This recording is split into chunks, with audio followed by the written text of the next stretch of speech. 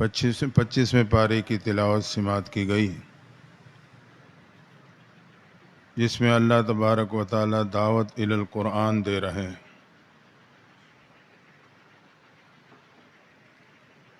فرمائے یہ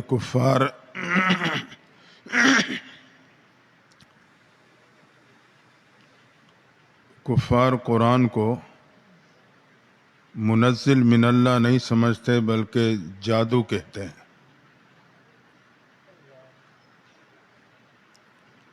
یہ جادو ہے، اللہ کا کلام نہیں۔ وجہ یہ بیان کرتے ہیں کہ اگر یہ اللہ کا کلام ہوتا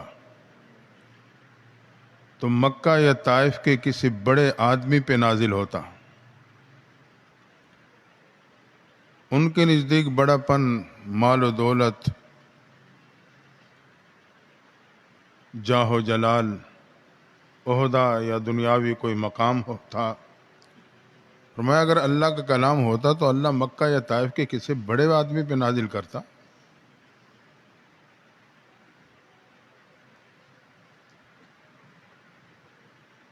تو قرآن کی دعوت دیتے ہوئے اللہ تعالیٰ نے پھر تذکیر بایام اللہ میں فرعون کے واقعے کو دہرایا۔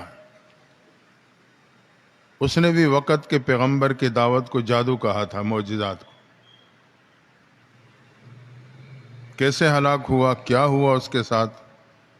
فرمایا تم بھی اسے جادو کہتے ہو تو پھر اس واقعے کو دیکھ لو۔ فرعون اور موسیٰ علیہ السلام کے واقعے میں میرے اور آپ کے لیے بہت بنیادی سبق اس سے نکلتا ہے۔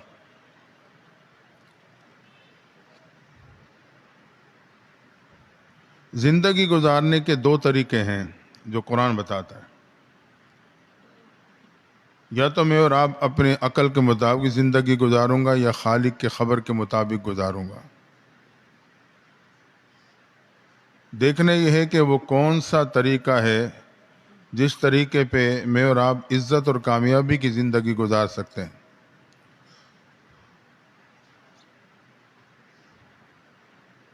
فرعون نے جب بچوں کا قتل عام شروع کیا تو اسی دورانیہ میں تقریباً 30 سال میں موسیٰ علیہ السلام کی پیدائش ہو گئی۔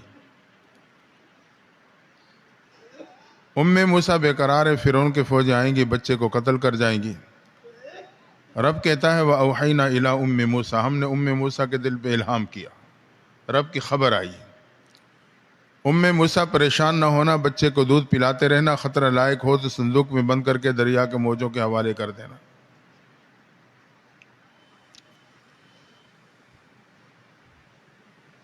موسیٰ نے جب اللہ کی طرف سے یہ خبر آئی تو عقل تڑپ اٹھی۔ کہا موسیٰ ایسا نہ کرنا، بچے کو صندوق میں بند کرو گی، سوراخ بناؤ گی تو پانی داخل ہو جائے گا، سوراخ نہیں بناؤ گی تو آکسیجن اور ہوا داخل نہ ہوگی، دونوں صورتوں میں موت ہے۔ لیکن قرآن کا مطالعہ بتلاتا ہے کہ موسیٰ نے عقل کی بنیاد پہ نہیں، خالق کے خبر کے بنیاد پہ عمل کرتے ہوئے بچے کو صندوق میں بند کر کے دریا کے موجوں کے حوالے کر دیا۔ اللہ نے دشمن کے گھر، دشمن کے ہاتھوں بچے کی پرورش کا انتظام کرا کے ماں کی گود میں لوٹا دیا۔ معلوم ہوا کامیابی عقل کی بنیاد پہ نہیں ہے، خالق کے خبر کی بنیاد پہ۔ عقل تو اپنے باغ دکھاتی۔ جب موسیٰ علیہ السلام کوہ طور پہ پہنچے، نبوت ملی، معجزات ملے، حکم ملا اذهب الى فرعون انه طغى، فرعون کے پاس جاؤ، بڑا سرکش ہو چکا ہے۔ موسیٰ علیہ السلام فرعون کے محل میں پہنچے، توحید و رسالت کی دعوت دی اور معجزات کا اظہار کیا۔ آپ کے عصا سے اژدہا بن گیا، آپ کا ہاتھ چاند سے بھی زیادہ چمکدار بن گیا۔ پہلے تو فرعون گھبرا گیا، ڈرا، لیکن بعد میں اس نے اس معجزات کو تسلیم کرنے کے بجائے جادو قرار دے دیا، یہ جادو ہے، اور اپنے جادوگروں کے ساتھ مقابلے کا اعلان کر دیا۔ مختصر ہے کہ وہ وقت آپ پہنچا کہ میدان میں ایک طرف پورا جادوگروں کا لشکر ہے، مقابلے میں تنہا موسیٰ علیہ السلام ہے۔ جادوگروں نے موسیٰ علیہ السلام کو پہل کی دعوت دی، موسیٰ علیہ السلام نے جادوگروں کو پہل کی دعوت دی، تم جادو پیش کرو میں توڑ پیش کروں گا۔ انہوں نے میدان میں رسیاں ڈالی سانپ کی صورت میں، وہ موسیٰ علیہ السلام کی طرف بڑھنے لگیں۔ اتنے میں اللہ کی خبر آئی، میرے پیغمبر موسیٰ علیہ السلام اپنے عصا اور لاٹھی کو زمین پہ پھینک دو۔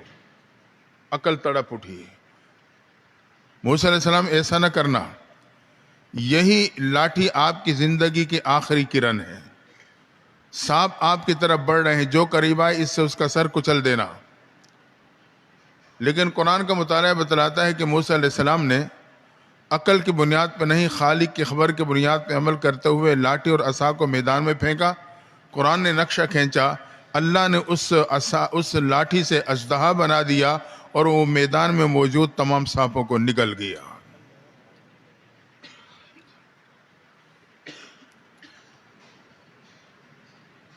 علماء نے لکھا ہے یہاں فرعون سے ایک بہت بڑی سیاسی غلطی یہ ہوئی تھی، جب یہ معاملہ پیش آیا تو پورا لشکر ایمان لے آیا کہ فرعون اپنی سلطنت کے ان جادوگروں کو جمع کر کے لایا تھا جس میں سے ہر ایک کا یہ دعویٰ تھا کہ میرے سر پہ کسی کا سر نہیں، میرے جادو کے مقابلے میں کسی کا جادو نہیں۔ جب موسیٰ علیہ السلام کے معجزے کے مقابلے میں ان کا ساروں کا جادو ناکام ہوا تو انہیں خود بخود یقین ہو گیا جو چیز ہمارے جادو کے مقابلے میں پیش ہوئی ہے وہ جادو نہیں ہے، وہ معجزہ ہے، لہٰذا وہ رب موسیٰ پہ ایمان لے آئے کہ یہ سچے نبی ہیں۔ تو موسیٰ علیہ السلام اپنے قوم کو لے کے گئے بحیرہ کلزم کی طرف۔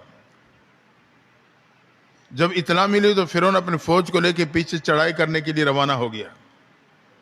بحیرہ کلزم کے کنارے پہ پہنچے، ادھر فوج چڑھائی کرنے لگی، قوم گھبرا گئی۔ موسیٰ علیہ السلام سے کہا آگے دریا کی موج ہے، پیچھے فرعون کی فوج، ہم تو پکڑے گئے۔ اس وقت موسیٰ علیہ السلام نے اللہ کو پکارا، اللہ کی طرف سے خبر آئی، میرے پیغمبر موسیٰ علیہ السلام اپنی لاٹھی کو بحیرہ کلزم کے پانی کی سطح پہ مارو۔ عقل تڑپ کے کہنے لگی موسیٰ علیہ السلام پانی تو وہ مائع چیز ہے جو اپنی سطح کو ہموار رکھتی ہے، ایک نہیں 10 لاٹھیاں مارو کوئی فائدہ نہیں ہوگا، لاٹھی کو مضبوطی سے تھام کے رکھو، دشمن بڑھتا چلا آ رہا ہے، جب قریب آئے تو اس کے سر پہ دے مارو۔ لیکن قرآن کا مطالعہ بتلاتا ہے کہ موسیٰ علیہ السلام نے عقل کی بنیاد پہ عمل نہیں کیا، خالق کی خبر کی بنیاد پہ عمل کرتے ہوئے جب لاٹھی کو بحیرہ کلزم کے پانی کی سطح پہ مارا، قرآن نے نقشہ کھینچا، اللہ نے 12 خشک راستے پیدا کر دیے۔ قوم کے 12 قبیلے تھے، 12 راستے، باقاعدہ درمیان میں پانی کی دیواریں بنی اور اس میں کھڑکیاں تاکہ ایک دوسرے کو دیکھیں اور تسلی کے ساتھ یہ دریا پار کر جائیں۔ جب فرعون اپنے فوج کو لے کے ان راستوں پہ چڑھا، آخری فوجی جب اس راستے پہ داخل ہوا، بلکہ روایت میں آتا ہے کہ فرعون کا گھوڑا جو ہے نا وہ آگے نہیں جا رہا تھا، پانی جو تھا، تو جبریل امین آئے گھوڑی پہ سوار ہو کے، انہوں نے اپنی گھوڑی فرعون کے گھوڑے کے آگے لگائی، اسے جب گھوڑی کو دیکھا تو وہ دوڑ پڑا، جبریل امین نے گھوڑی دوڑائی، وہ اس راستوں پہ چڑھے، یہ پیچھے اس راستوں پہ چڑھ گیا، جب ساری فوج ان راستوں پہ چڑھی پانی نے اپنی سطح کو ہموار کر کے دشمن کو ہلاک کر دیا، آنکھوں کے سامنے دشمن ہلاک۔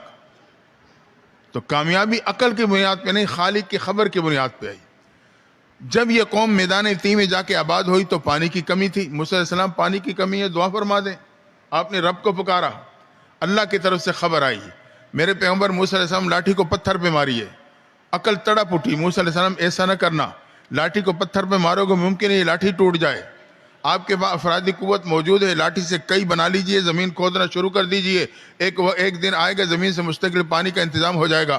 لیکن قرآن کا مطالعہ بتلاتا ہے موسیٰ علیہ السلام نے عقل کی بنیاد پہ عمل نہیں کیا، خالق کی خبر کی بنیاد پہ عمل کرتے ہوئے لاٹھی کو جب پتھر پہ مارا، قرآن نے نقشہ کھینچا، اللہ نے پتھر سے 12 چشمے جاری فرما دیے۔ معلوم ہوا کہ کامیابی والی زندگی وہ منچاہی زندگی نہیں، وہ رب چاہی زندگی ہے۔ تو اللہ نے تذکیر بایام اللہ میں فرعون کے واقعے کو بیان کیا کہ وہ بھی جادو کہتا تھا، کیسے ہلاک ہوا، حالانکہ وہ دعویٰ کرتا تھا انا ربکم الاعلی۔ تو دعوت الی الکتاب اللہ تعالی کفار کو دے رہا ہے، اور آگے فرمایا ترک اتباع کتاب اللہ، جو قرآن کی اتباع کو ترک کر دے گا،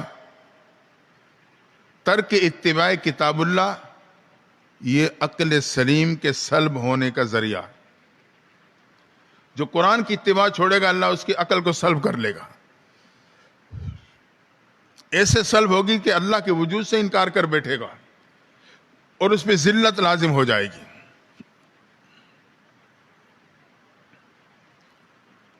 اور اس کے بعد اللہ تعالیٰ فرماتے ہیں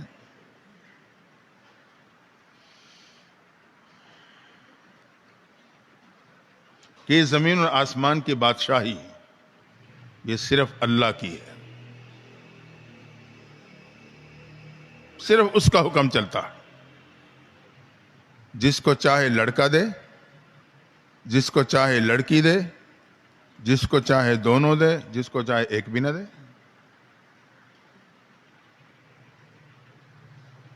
رب کی بادشاہت ہے، اس کا اختیار ہے۔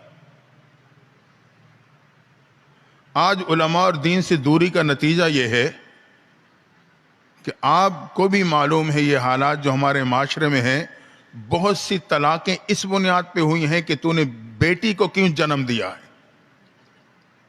کیا یہ بیوی کے اختیار میں ہے بیٹا بیٹی؟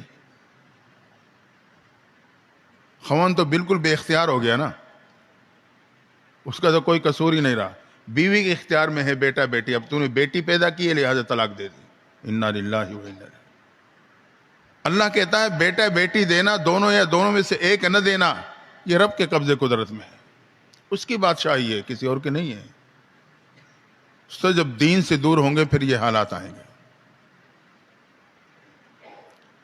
ایک وہ تعویذ دینے والے پیر صاحب تھے نا، 3 عورتیں آئیں ان کے پاس، ایک نے جی مجھے بیٹا چاہیے، ایک نے کہا مجھے بیٹی چاہیے، ایک نے کہا دونوں میں کوئی ہو جائے بس اولاد ہو جائے۔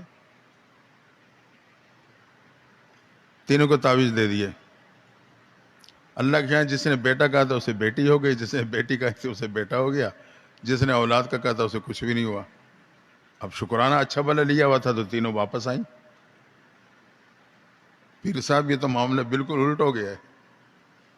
اچھا تعویذ کھولو تینوں، میں دیکھوں تعویذ میں نے لکھا کیا تھا۔ جس نے بیٹے کا مطالبہ کیا تھا اس کا تعویذ، اب اس نے ماشاءاللہ تینوں میں لکھا ہوا تھا بیٹا نہ بیٹی، بیٹا نہ بیٹی، بیٹا نہ بیٹی۔ اب پڑھنے میں فرق ڈالنے لگا۔ جس نے کہا تھا نا کہ مجھے بیٹا ہو، اس کا تعویذ پڑھ رہا ہے، او ہو یہ تو لکھنے میں غلطی ہو گئی، میں نے لکھا ہے بیٹا نہ بیٹی، وہ اس لیے بیٹی ہو گئی ہے۔ جس نے کہا تھا بیٹی ہو، اس کا تعویذ پڑھ رہا ہے اچھا بیٹی ہو گئی ہے، وہ بیٹی کہا تھا تو بیٹا ہو گیا، تو اچھا وہ لکھا ایسے ہے کہ بیٹا نہ بیٹی، یا اسے بیٹی چاہیے تھی تو وہ پڑھتا ہے کہ بیٹا نہ بیٹی، جس کو بیٹا چاہیے تو اسے پڑھ رہا ہے کہ بیٹا نہ بیٹی، یعنی اس کے پڑھنے میں فرق ڈال رہا ہے اور وہ کہہ رہی تو لکھنے میں غلطی ہو گئی۔ اور جس کو کوئی بھی نہیں ہوا تو اسے کہہ رہا بیٹا نہ بیٹی، اور یہ تو لکھا میں نے سے بیٹا نہ بیٹی، نہ بیٹا نہ بیٹی، اس لیے کچھ بھی نہیں ہوا۔ اس نے اپنا شکرانہ کھڑا کر لیا۔ بہرحال یہ تو ہمارے آپ کی اپنی سوچ کی بات ہے نہیں کہ ہم رب کے در کو چھوڑتے ہیں کہاں جاتے ہیں۔ بھائی یہ معاملہ تو اللہ کے اختیار میں ہے، اللہ سے مانگے۔ پھر طلاق دینے کا کیا مطلب ہے؟ اس کے اختیار میں ہے کہ بیٹا پیدا کرے بیٹی پیدا، کیا اصل میں وہی کہتے ہیں نا کہ جو اتباع کتاب اللہ کو چھوڑے گا تو اس کی عقل سلب کر لی جائے گی، پھر اس کی عقل میں یہ بات نہیں آئے گی کہ تو میرے رب کا معاملہ ہے، بیوی کے ہاتھ میں نہیں ہے۔ عقل جب سلب ہو جاتی ہے نا پھر کوئی بات سمجھ میں نہیں آتی۔ اس لیے ہم قرآن سے جڑے رہیں، قرآن سے تعلق جوڑیں، قرآن کو سمجھیں، اس کو عملی زندگی میں لائیں گے، یقیناً اللہ تعالی ہمیں دنیا اور آخرت میں عزت عطا فرمائے گا۔